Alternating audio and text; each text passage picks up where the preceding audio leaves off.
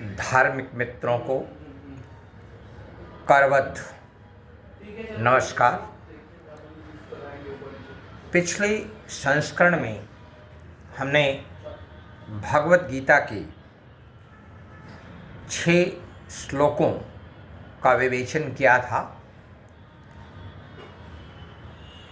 द्रोणाचार्य के संपर्क में दुर्योधन ने आकर उन्हें बताया कि पांडवों की जो सेना है उसमें कौन कौन से महारथी हैं, और फिर दुर्योधन ने अपनी बात को आगे कैसे बढ़ाया। In fact, Duryodhana was very curious to know about the enemy's strength, and he was trying to compare what is his strength and what is the enemy's strength. So he told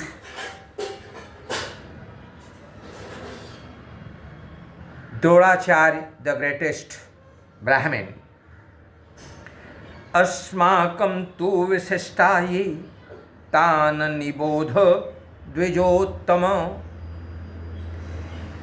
Nykaa मम सैन्यस्य संज्ञार्थं तान ब्रवीमि ते। हमारी सेना में कौन कौन से बड़े नायक हैं, बड़े योद्धा हैं, जो विशिष्ट हैं, हे ब्राह्मण श्रेष्ठ द्रोणाचार्य, मैं आपको उनके बारे में तान निबोध, उनके बारे में आप जान लें। मैं आपको बता रहा हूँ जो विशिष्ट हैं, जो हमारे बहादुर सेनापति हैं, उनके बारे में मैं आपको बता रहा हूँ। Whatever are the great generals in our army, regarding their capabilities, regarding their strength, how we are going to plan, how we are going to take advantage of their strengths, of their policies, that he told that whatever soldiers are there and what are generals are there in our own, that the greatest Brahmin was Dronacharya. Further he told,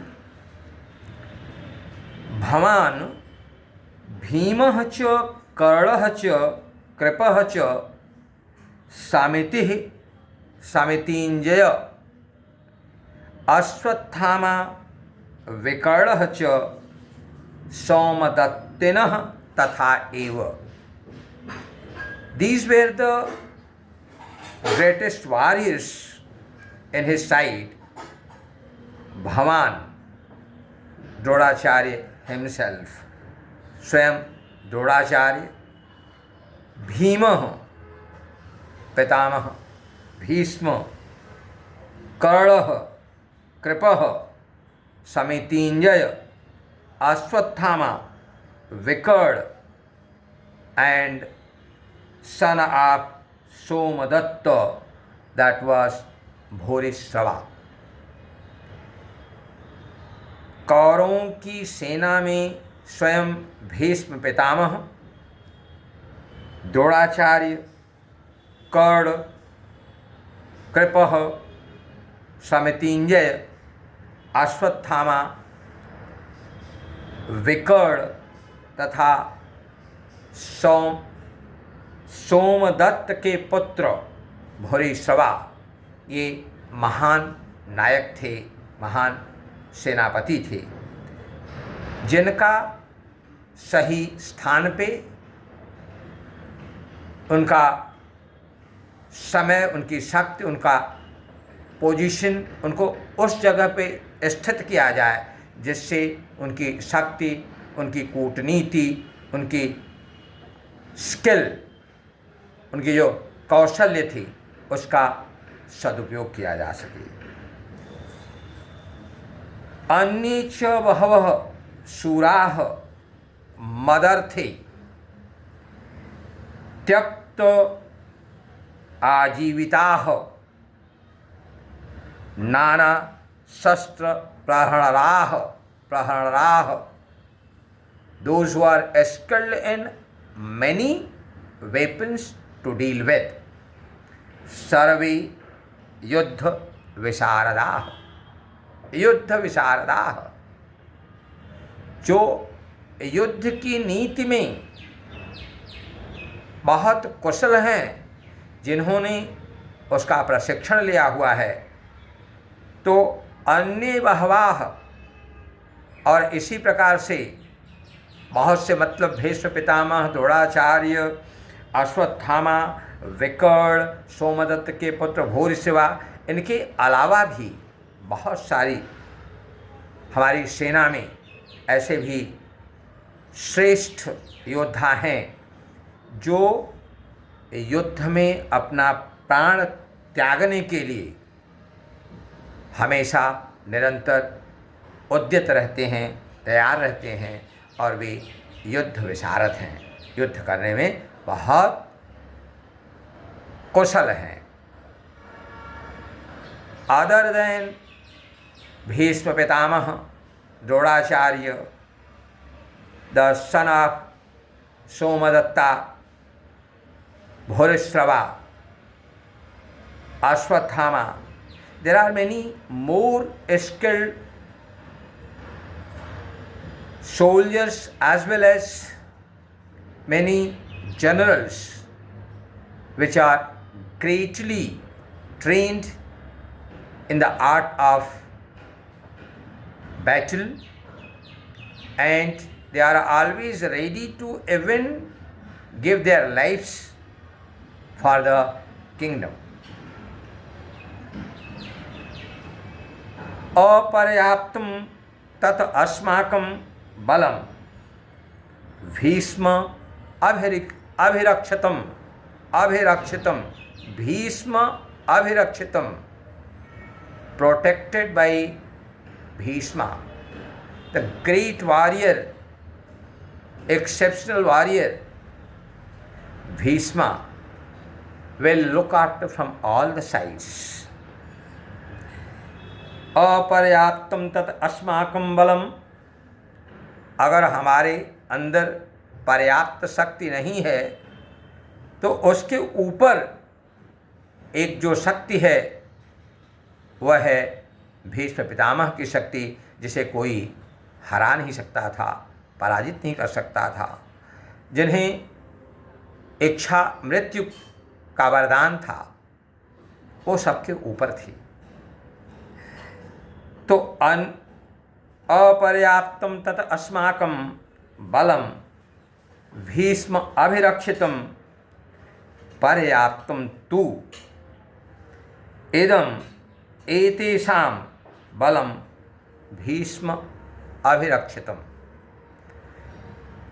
Bhishma Pitamah से जो रक्षित हमारी सेना है, वह भीम द्वारा रक्षित जो पांडवों की सेना है, उस पर सुगमता से विजय प्राप्त करने के लिए पर्याप्त है।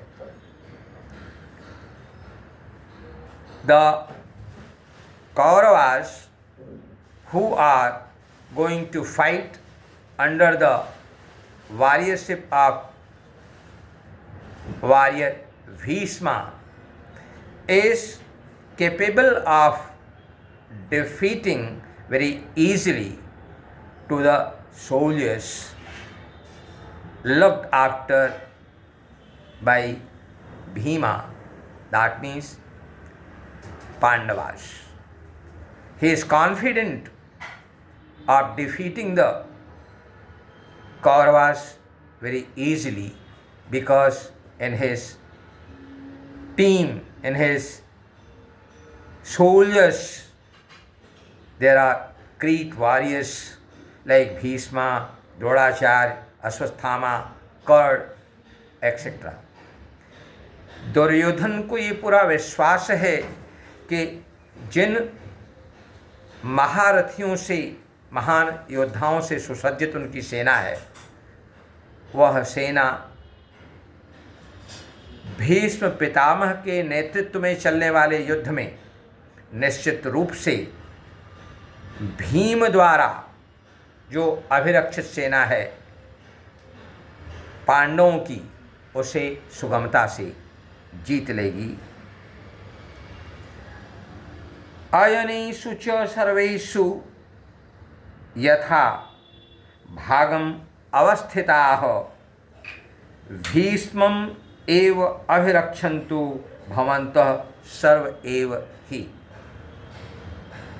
हे द्रोणाचार्य, सेना को तत्पर करते समय, उन्हें स्थान देते समय, उन्हें युद्ध में अनेक दिशाओं में व्यवस्थित करते समय इस बात का ध्यान रखा जाए कि सारे के सारे वॉरियर्स पर भीष्म पितामह की दृष्टि रहे, उनका जो नेतृत्व है वह मिलता रहे, जिससे जो अयनेषु, जो पूरी सेना है, जितने अलग अलग मोर्चे हैं, उन सारे मोर्चे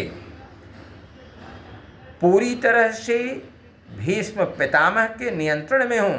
वो जब चाहें, जहाँ चाहें, वहाँ अपनी इच्छा अनुसार परिवर्तन कर सकें, लोगों को स्थान दे सकें। Bhishma was skilled in such a way that he could place the soldiers time to time and place to place in such a way that the victory of Kauravas will be well defined, well determined. इसलिए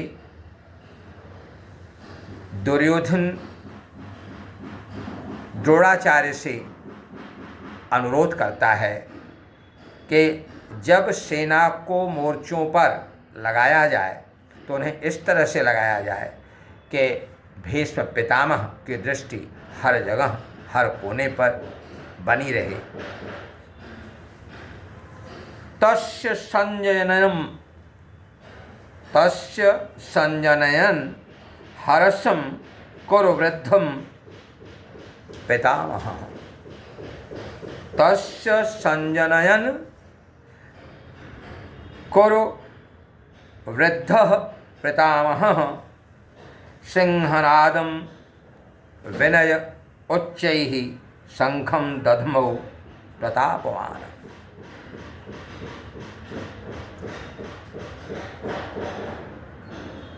दुर्योधन के इस तरह के वाक्य को सुनकर कौरवों में जो सबसे श्रेष्ठ हैं, जो सबसे वृद्ध हैं, आयु में भी, शक्ति में भी और नीति में भी, वो हैं भीष्म पितामह। भीष्म पितामह इन चीज़ों को सुनकर बहुत ही हर्षित हुए और उन्होंने सिंह के नाद के समान, सिंहनाद के समान, जिस तरह से सिंह गर्जना करता है उस तरह से शंख को बजाया। शंख की जो ध्वनि निकली, दुर्योधन के विचारों को सुनकर भीष्म पितामह के अंदर एक शक्ति ऊर्ज हुई, निकली, बढ़ी और फिर दुर्योधन के उत्साह को बढ़ाने के लिए भीष्म पितामह ने शंखनाद किया और वह शंखनाद इतना भयंकर था जैसे सिंह नाद करता है, ध्वनि करता है, ठीक उसी तरह से चारों दिशाओं में वह ध्वनि प्रस्फुटित हुई, प्रफुल्लित हुई, फैल गई। As Bhishma heard the statement of Duryodhana, which was being addressed to Dronacharya, he was highly excited. In order to increase the courage of Duryodhana, he played the shell, the shankh, as high as the sound of a lion, spread all over the battlefield.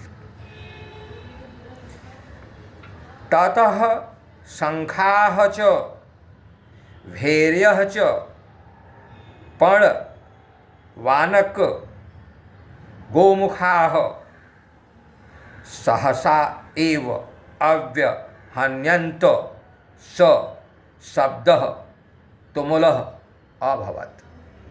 तुमुल आवाज,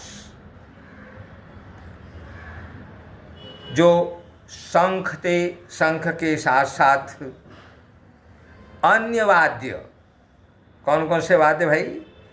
भैर्य, पण, वानक, शंख, नगाड़े, ढोल, मृदंग और नरसिंहे आदि जो युद्ध में बजाए जाते हैं, वे सारे के सारे बजाए गए। Various types of instruments which increase the courage, which makes the soldiers feeling high. तो ये सारे जो नगाड़े, शंख, ढोल बजाए गए, उससे चारों तरफ एक असाधारण आवाज़ फैल गई और एक भयंकर शब्द, भयंकर आवाज़, जैसा कि नियम था युद्ध का, वहाँ चारों तरफ